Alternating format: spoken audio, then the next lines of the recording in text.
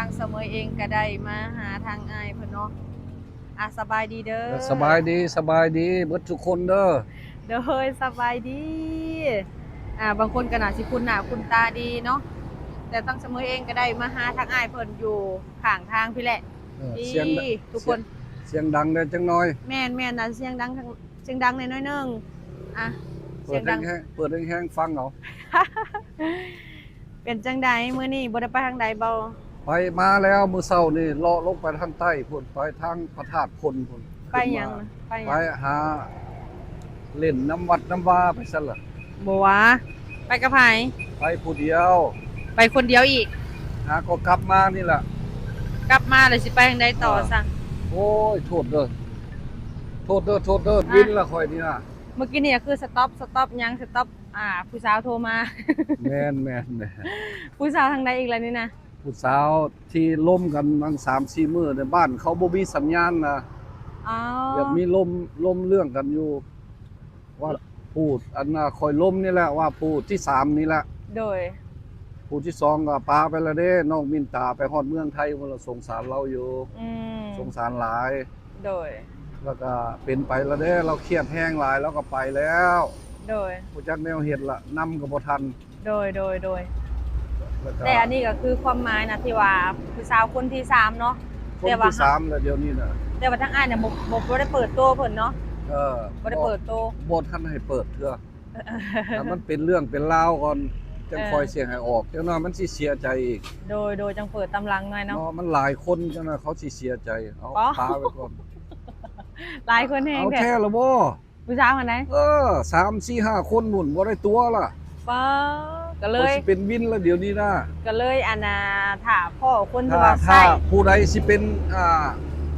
คู่ชีวิตแท้ๆจังคอยสิออกโอเคเพราะว่าที่ผ่านมากับแม่นอยู่มันบังเอิญเป็นเรื่องไปโดยโอเคน้องสมหวังกับป้าไปแล้วเนาะน้องอันนามินตานี่ก็ไปแล้วเมืองไทยแล้วฮอดพุ่นล่ะเลิกกันแล้วคือฮอดเล่าหลายอยู่เดี๋ยวนี้นะเนาะถ้าเรากลับคืนมาก็อาจสิเว้ากับเราอยู่อย่าบอกแล้วว่าใจยังอยู่กับคนนี้ฮะยังอยู่กับมินตานี่ละหลายน่ะใจหั่นนะคือฮอดเล่าหลายอ๋อโดยพอได้เว้าร่วมกับเราเด้ว่าสิเลี้ยงเราตลอดชีวิตโดยบัดนี้เฮาปาเราจักไผสิเลี้ยงเราละก็สงสารคนว่ะอีกอย่างก็บ่แม่นเนื้อคู่เฮาหน่อยเนาะแม่นมันอาจสิเป็นไปยามันแต่ว่าบ่เป็นหยังแต่ว่าความในใจตัวเองนี่มีแต่ว่าคิดฮอดเขาอย่างเคยเว้ากับเขาว่าสิรักษาเขาเลี้ยงเขาบัดนี้มันเกิดเป็นอันนี้มาแล้วก็เอาแต่โศกชะตาไปละเพิ่นก็ไปแล้วเด้กาบ่มงเดือน9พ้นคันเพิ่นตัดสินใจมาได้ก็สิเอาแต่ว่าเว้าบ่ได้คู่มือนี่นะจักค่อยสิตกคอร์เนอร์ได้บ่ฮู้ผู้ล้มน้ำอยู่เดี๋ยวนี้หั่นบางทีเราอาจสิมาอยู่น้ำแม่นวะเราเว้าหั่นนะคันอยู่น้ำแล้วก็แปลว่าปาไปอีกแล้ว 4-5 คนนี่โอ้ยตายแล้วค่อยน่ะแล้วอยู่ไสอยู่ไกลเติบบ่ซะคือว่าบ่มีสัญญาณแท้มันอยู่บ้านนึงพุ่นไกลโอ้ไปพ้อกันอยู่ไสจังว่าไกลแท้พ้อกันอยู่นี่ล่ะน้ำอันน่ะ YouTube บ่สาวอันน่ะสไลด์บ่สาวลาน้อยไปพ่อผู้ทมิตรอยู่ข้างหลังธนาคารนี่ล่ะเขาก็เป็นหมู่กันอยู่แต่ว่าผู้นี้บ่เคยออกโดยบ่เคยออกโดยก็เลยถามเราแล้วว่าเราอยากเอาซั่นก็เอาก็ตั้งแต่นั้นมาละ3-4-5 อาทิตย์แล้วโดยบัดนี้มาล้มกันแท้ๆวังอาทิตย์แล้วนี่ล่ะคันสิตกลงอยู่นํกันก็สิไปอาจสิอยู่นํกันแล้วก็จังค่อยสิไปขอกันแม่นคันได้เอาผู้นี้แล้วก็ปาแล้วได้ถิ่มแล้วสงสารผู้อื่นอยู่เสิตายแล้วค่อยน่ะผู้ใดก็ฮักได้ล้มเขาแหละเป็นคนใดก็ถูกใจเนาะโอ้ยมันเป็นตาฮักเบิดแต่ว่าทุกคนที่ว่าอ้ายคุยอ้ายล้มนี่เนาะเขาเจ้าอันแม่นเนาะเขาเจ้าบ่เคยผ่านกันแต่งงานแม่นบ่ยังเป็นผู้สาวโสดแม่นบ่18 19เบิดโอ้โดยคนตั้งมักคนมักแนวนั้นบ่ผ่านการนั่นเนาะแม่นเข้าใจเฮามักแบบใดเฮาก็ต้องเอาแบบนั้นแม่นแล้วแต่คนสิเว้าคนเว้าให้หลายอยู่น้อยแต่เอาเฮ็ดหยัง แก่กับคือบ่เอาผู้แก่แด้ผู้แก่ก็ตัวเป็น แม่น ผู้น้อยก็ตัวเป็น แม่น เพราะว่าผู้น้อยนี่ยังบ่ฮู้จักหยังสอนเอา แม่นๆๆเฮาก็จักสิว่าจังได๋เนาะบางทีได้แบบ เป็น ว่า นะมีแล้วเด้มีหมู่เป็นเด้ โดย อยู่เวียงพุ่นเขาถูกต้มหลายแล้วไม่ห้างต้มเขา อ๋อๆๆ แล้วก็อยู่นี่ก็ต้มบ่แม่นน้อยคือกันอยู่บ้านแถวนี่เขาต้มคนอเมริกาหลายแล้ว ๆโดย ข่อยมาก็เป็นผู้ที่ ที่ ผู้ทำอิฐมาถึกต้มอยู่คือกัน มันบ่แม่นต้มมันเป็นเรื่อง แม่นๆๆจักไผต้มไผเนาะ แม่นๆบ่ให้เว้ามาเรื่องนั้น บ่ บ่ให้เว้าเรื่องนั้น อืม บ่ว่าไผต้มไผล่ะ แม่น เขาพอใจแล้วก็ไปตามเรื่องของมัน แม่นว่าเดี๋ยวนี้หั่นละ โดยแม่น เดี๋ยวนี้ก็มีน้องผู้นี้ละ โดย กำลังสิล่มอยู่นี่หาก็มงอาทิตย์นี่ล่ะอาทิตย์ปลายนี่ล่ะ โดย ถ้ามันสิเป็นไปแล้วก็คาดสิได้กันก็ได้ คือว่าหั่นแหละคาดสิได้บินมา แม่น คือนกเจ้าเขาเอิ้นแม่นบ่แหละ แม่นๆ ก็คือนั่นแหละ มันก็บินมาคือนกเจ้านี่ดอกคันเว้า แต่ว่า คัน คือ เว้า แต่คือทั้งอ้ายนี่ก็ดีได้แบบคือความหมายทั้งอ้ายนี่เป็นคนที่แบบว่าเฮาบ่มักผู้หญิงที่แบบว่าเขาเจ้ามีลูกมีเต้าหรือว่าพังกันแต่งงานแม่นบ่แหละ บ่เอา เฮาก็ต้องบอกมา แม่นจิตใจของข่อยนะ แม่น ข่อยมักแนวนั้น แม่น พอยังหัวใจแก่อยู่แต่ว่าหัวใจยังหนุ่ม ข่อยล้มได้ผู้หนุ่ม แต่ก็อย่านัก ก็ยา ขนาด บ่เป็นหยังดอก ตอนนี้นะก็ยังผู้สาวกันยังหลายอยู่ 4-5 คนเต็มเพียบนะก็ถือว่าหลายอยู่นะ มื้อนี้ทั้ง3คนเดี๋ยวนี้ข้ออยู่เดี๋ยวนี้ สิไปหาผู้ใดหา เขาโทรมา เขาโทรมา ผู้หนึงกันว่าเราอายุเท่าใดปีนี่ล่ะ เราจะไปให้พ่อแม่เอาอายุขึ้น โดย แล้วจะไปขอน้ำแม่ว่าซั่นเราสิเว้ามื้อนี่กับแม่ว่าซั่น เอาบัตรสิไปถกไปเที่ยวเลยจ้ะบัตรสิไปเที่ยวนั่น ฮะ เที่ยวนี่เลยจ้ะบ่คือจังเจ้านะสิไปเที่ยวนะ โอ้ เขาเจ้า ก็ สิ แล้ว บ่น้อย แต่ ใจ แล้ว บ่ เขา แหละ ก็นัดมื้อน่ะบ่ข่อย อ้าว ล้ม บ่พาไปนำเนาะ บ่ข่อยล้มให้เข้าใจ แม่นบ่ แต่สิข่อยล้มบ่แม่นว่าสิเอาผู้นี้ผู้นั้นแต่ว่าข่อยมักเบิดอยู่บ่ต้องให้กัน โดย ผู้ใดสิเอาแล้วก็ ไปตามเรื่องนี่ล่ะ ยันว่าบางเทื่อน้อยใจเนาะแบบว่าไปเที่ยวก็บ่ชวน บ่ ถาม บ่คือผู้นี้นี่ขอล้มให้เบิดสุคนฟังกันล่ะ โดย อันเขาได้เล่าก็แปลว่าซุ่มเจ้าก็สิได้วางกันแล้ว โดย แต่ว่าขอบ่ให้ให้กัน แต่คือทางอ้ายนี่มาแต่อเมริกาแล้วแม่นบ่เมื่อจักมื้อคือมาไวแท้ มันกระทันหันเด้ แม่นบ่ พอเมื่อเอาเงินสิมาแต่งสาวมินตานี่นะ เมื่อเอาเงินอีกเนี่ย เมื่อเอาเงินลงมาสิแต่งเรา ก็ยังว่า โดย บังเอิญมาแล้วเป็นเรื่องเนี่ยนี่ขอยเครียดแฮงไปเฮ็ดแนวนี้ใส่น้อง โอ้ยสงสารน้องหลาย โดย เราให้เราห้องอยู่ โอ้ย ก็คือว่าเลย ไป เนาะ เฮ็ดเวรกรรมใส่เราเดี๋ยวนี้หนีไปฮอดเมืองไทยพุ่นโอ้ โดย ยขอสงสารเราแฮงหลาย ก็ เพราะว่าเราเสียใจเด้ โดย เราไปน้ำอ้ายน้ำน้องเขาอยู่เมืองไทยพุ่นไปแล้วบายแล้วเมื่อวานนี่ข้อก็บ่ข้อ โดยคนเฮาก็ผิดพลาดกันได้ ผิ อะ ดพลาดยังว่า แม่นผิดพลาดเฮาก็บ่ฮู้ว่า ขา สิ ด เป็นอั สิ น บ่ นี้ ได้ นะ กัน แม่น มัน แม่ หั น กมีแนว2เทื่อแล้วนี่สาวน้องมินตานี่ โดยแม่น เทื่อหนึงมาแต่ทำอิฐจนเราเป็นคนแบบใดบ่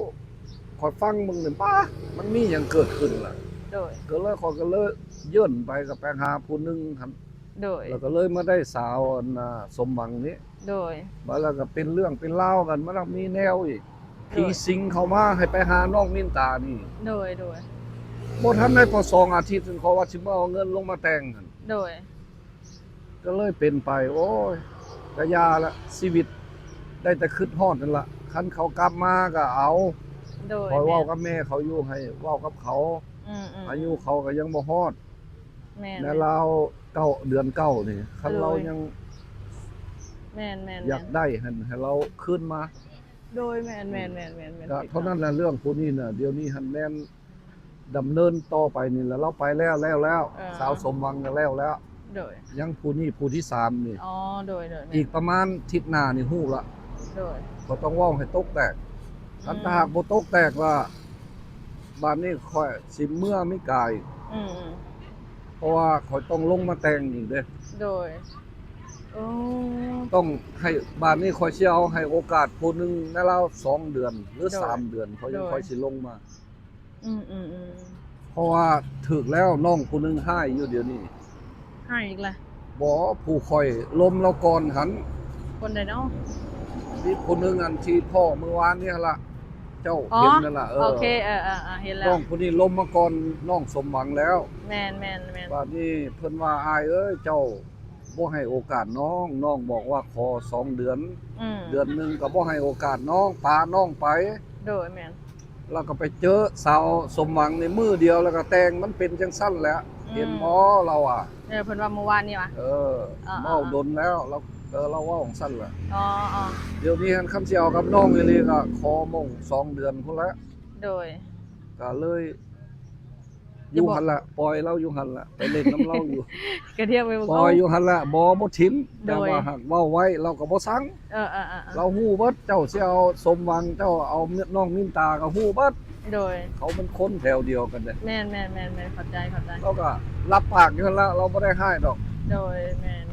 อ้ายบ่ได้แล้วก็ดีแล้ว โดย ขึ้นมาหาน้องมาก็มา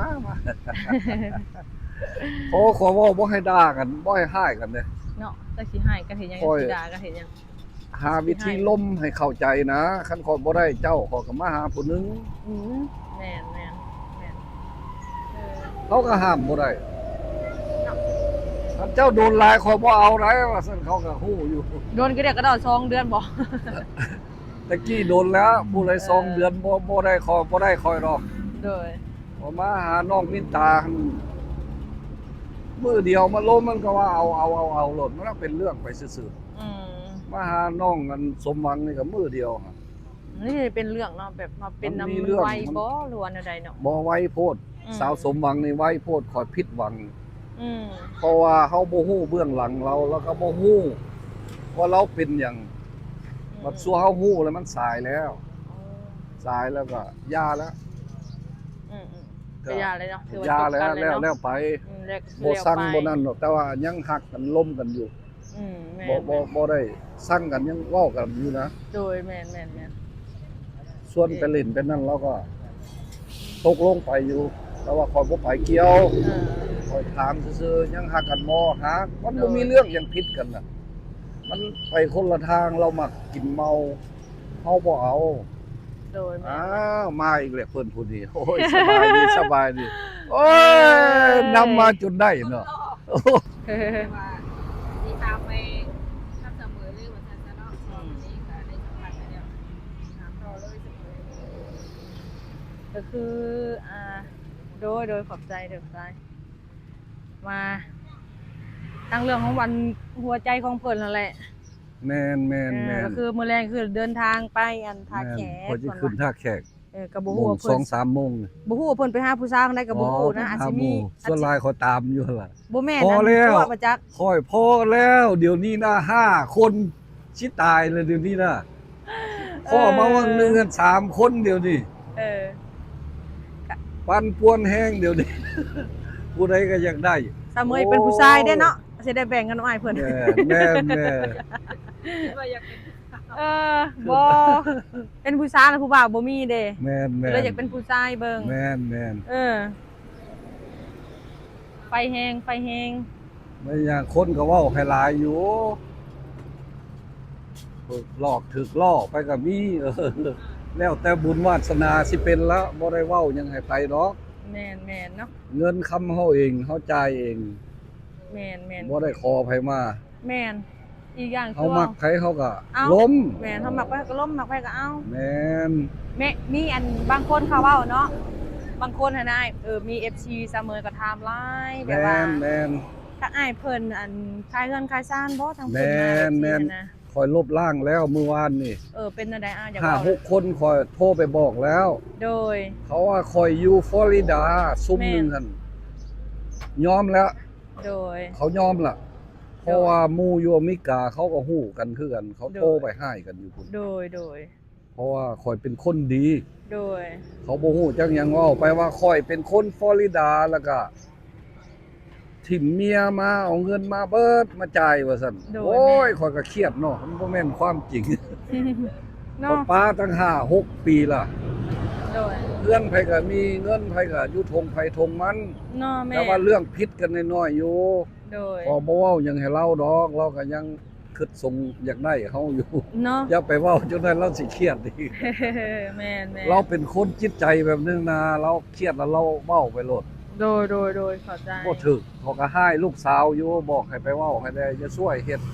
เออ เราเว้าไปภาษาอเมริกา โดย อันนั้นเรื่องเนี่ยเมื่อวานนี่ละคอยคอมเมนต์ไปอยู่ โดย ว่าคนอยู่อเมริกาว่าคอยอยู่ฟลอริดาแล้วก็เอาเงินน้ำลูกน้ำเมียหันมาจ่ายเบิด โดย บ่ถูกต้อง เขาก็ซ่ากันไปเขาก็อดบ่ได้เขาก็เอาซุ่มเฮานี่แหละ5-6คน